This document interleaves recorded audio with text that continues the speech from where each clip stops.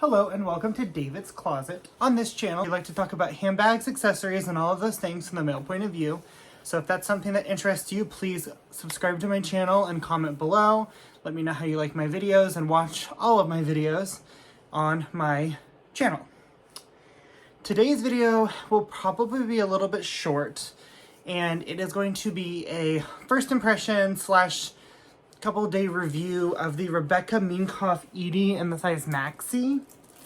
And I'm going to tell you guys if I'm going to keep this or not. So here's the bag. Here's just a little spin. Kind of has like that crinkly, smooth look leather. You know, the chains, all the fun stuff. Absolutely gorgeous bag. Bigger than I thought it was going to be. It is actually the same size as my Chanel Grand Shopping Tote. So this is a big boy, right? But I got it with the silver hardware, and I'll just show you real quickly inside. I just have all of my things in there. It all fits perfectly, really, really well. But I do want to go through just a mini review of how I feel about the bag and kind of talk about my thoughts, because there's a potential I may send this bag back. Now, before I get into it, I want to clarify that I have not worn this bag out of the house. I have put my items in it when I filmed my unboxing a couple of days ago. It's been on my purse stand in my closet, and I've carried it around the house just to kind of get a feel for it. And there's a few quality control issues that I'm not a big fan of. So I kind of want to go over them. Unfortunately, I can't show some of them because I was able to fix them. You'll see what I'm talking about. But the first thing I want to talk about is the pros of the bag. So the pros, it's beautiful. This bag is absolutely gorgeous. It's very cutting edge. It's different, it's edgy, but it's still very classic and classy, especially with the varying combinations. If you get one with the gold hardware, I think that's a little more elegant. I like the silver. It's a little more daily use, not quite as casual, or more casual. I love the back pocket. It's huge. It has a magnetic snap, and it's a really padded pocket. I mean, the padding on this bag is really thick, so you can really put something in there and it's going to be safe. And then it has a nice magnet. I love that. I also love the minimal branding. The little buckle up here says Minkoff, and then on the back, really small, there's a little plate that says Minkoff. And then on top, you have the metal grommets that are really large, kind of oversized for this large chunky chain. And then you have, of course, the leather shoulder straps. As far as the materials, I like the leather. It looks a little crinkly, slightly aged, but I kind of wish they had like a caviar option because I do like that more refined look. And then, of course, on the interior, the pros, I like that it's just one pretty much big open pocket where everything can just flop in there. Like I said, there's a lot of padding on the sides and even the bottom. There's something in there to help keep it structured so there's no sag. And there is one zipper pocket that can house your keys. I have a metal business card holder, things that I don't want scratching my wallets and small leather goods. So that fits in there just great. And it's a big opening, obviously. I mean, there's no zipper or anything to keep you out of the bag. Another pro is the way it connects to the bag here with this metal grommet or D-rings that connect the chain, so it's not just being supported by the top flap. I like that as well, especially with a bag that's pretty heavy. So those are the pros. Also the price, I'll be honest, this bag retails for $398, and I got it with a coupon code for about $338. So that is a win in my mind. Now, cons. Cons of this bag are the chain is very loud. When comparing it to like a Chanel chain, those chains aren't quite as noisy because they have leather woven between, so it kind of softens the noise of the metal clinging against metal, since there's not a lot of metal actually clinging against other metal. So it's heavy. Also with this chain, all this leather, this bag is very heavy. It's not light. This bag is probably just as heavy as my Grand Shopping Tote, which that's one of my biggest complaints with those as well. As far as the closure, I like that this isn't operable. I mean, you can move this, but it doesn't actually open the bag. Though part of me wishes it did, because this magnet is hard to open, and I'm always afraid I'm gonna scratch or ruin the bag. You have to really pop it open, which is good, but it's also bad. I also don't like, and this is just a flat bag flaw, that it is hard to get in when it's on your side.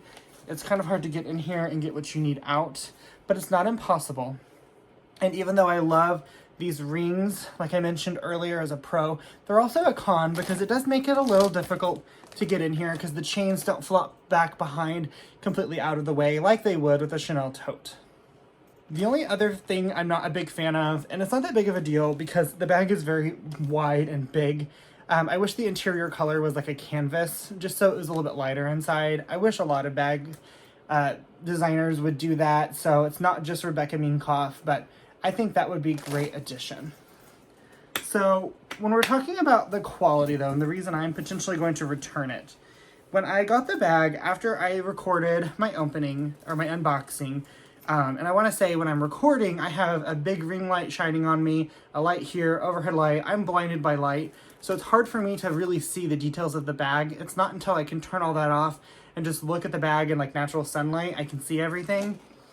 This bag had quite a bit of glue residue, and there was a big spot of it right here on the top in the middle. It was already starting to peel, the glue was, so I was able to pull that off pretty easily, but there's still a couple of spots, and it's really, really hard to photograph them.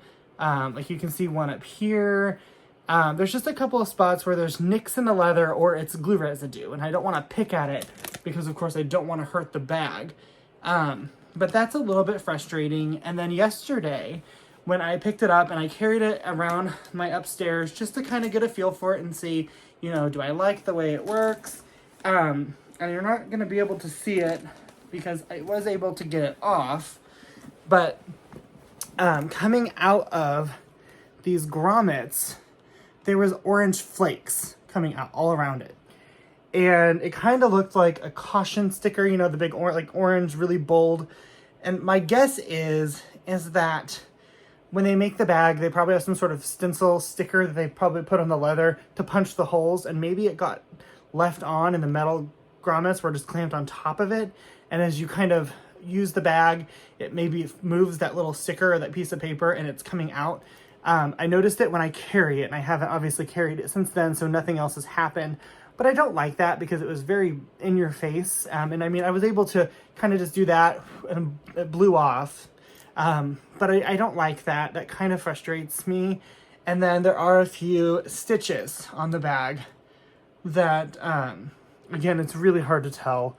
But there's just a few stitches that are not the best. I know that for the price, this was by no means an expensive bag.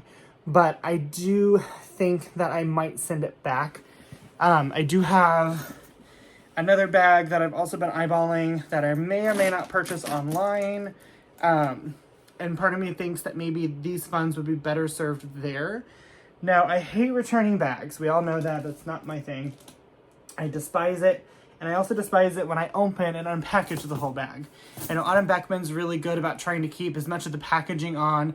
With this bag, the way it comes, which is good because it protects the bag, it's really hard to actually be able to look at it without unpackaging it. So I need to see if I can even get it to kind of, you know, package up and look decent as far as the packaging goes. I know Rebecca Minkoff, their website gives you 30 days to return, which is great. But obviously it has to be in new condition, which I hope some of the flaws that I'm seeing, if I indicate that's one of the reasons I want to return it, that they don't think I did something to the bag. And as long as there's no signs of wear or anything, they'll take it back. It also says it needs to be in the original packaging. So I don't know how strict they are about that because, like I said, it's hard to get a feel for the bag and look at the bag when it's all wrapped up and wrapped in that foamy cellophane stuff. So I'm not quite sure yet what I'm going to do. Like always, I will let you guys know in the description below or on the screen here what I actually ended up doing. And I do want to just talk real quickly. Regardless of my decision, if you're interested in a Rebecca Minkoff Edie, especially in the Maxi, because I have the experience with that, but honestly, all the sizes, and you want a bag that is good quality, but not a ton of money, and maybe mimics the feel of a YSL Lulu or a Chanel flat bag, I do think Rebecca Minkoff is an absolutely excellent product. And I want you guys to know that this review and this indecisiveness to keep the bag is not necessarily a reflection on the bag. Yes, there's a few things about the bag that I'm not a fan of as far as quality control, but they're not major things. Like that orange paper or paint or whatever that kind of flakes out from underneath the rivets. It comes off very easily. It's not a big deal as long as it doesn't continue to happen. You know, the glue residue on the bag, like I said, the biggest piece of it, I mean, it was a good, you know, this big. I was able to peel it off because it was already peeling on the corner and you could tell, so I just literally picked it and it plucked right off.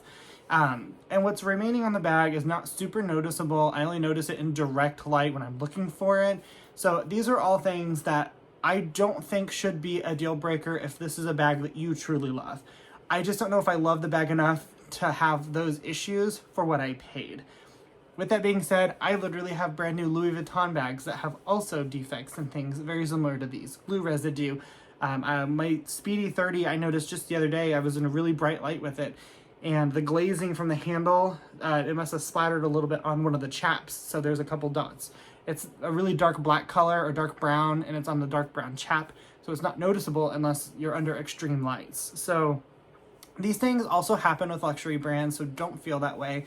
And I'm going to actually refer you to one of my favorite YouTuber, Autumn Beckman. I'm going to link a couple of her videos below on Rebecca Minkoff because she actually is the individual who got me interested in the brand and even aware of the brand.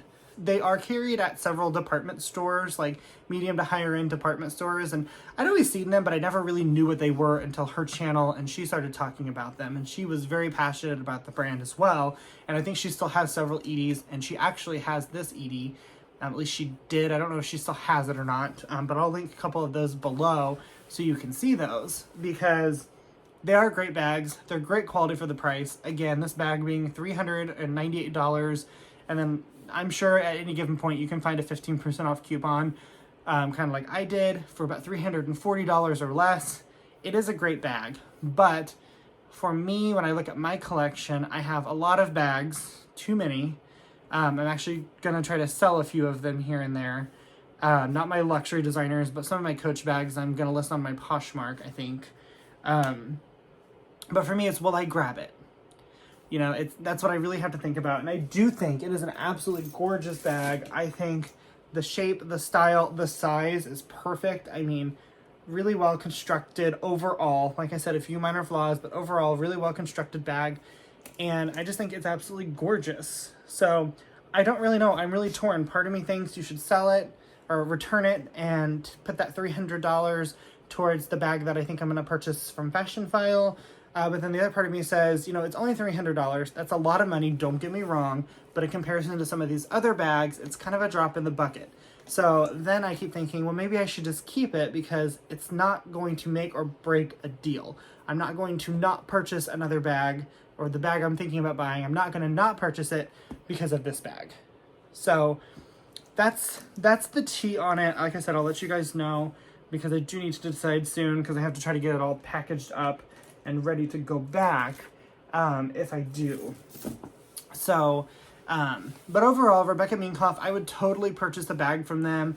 Like I said, I haven't decided yet if I'm going to keep this one or not, but they're a great brand. I think it's definitely worth looking into. My only other negative about the whole purchase is their website's glitchy. I still can't log into an account. It tells me when I try to log in that my password's wrong. So then I try to reset the password. Then it says there's no account with that email address.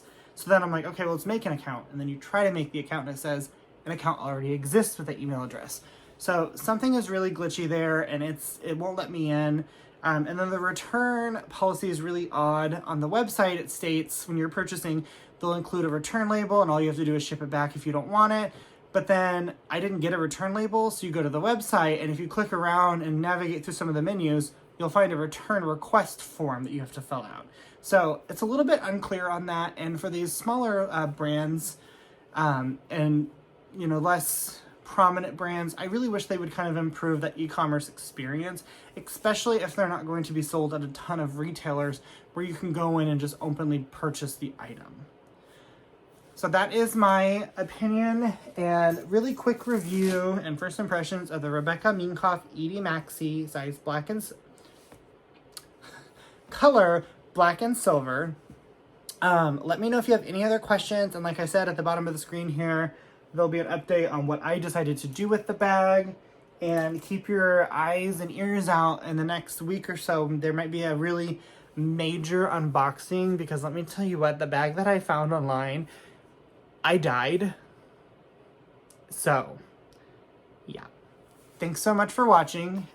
Please check out Autumn's videos below on the Rebecca Minkoff bags. And let me know your thoughts and opinions. And let me know if I should keep the bag or not. Like, let me know what you think. I mean, by this time you'll already know and I will know. But let me know your thoughts on it. Thank you so much and have a good day. Bye, guys.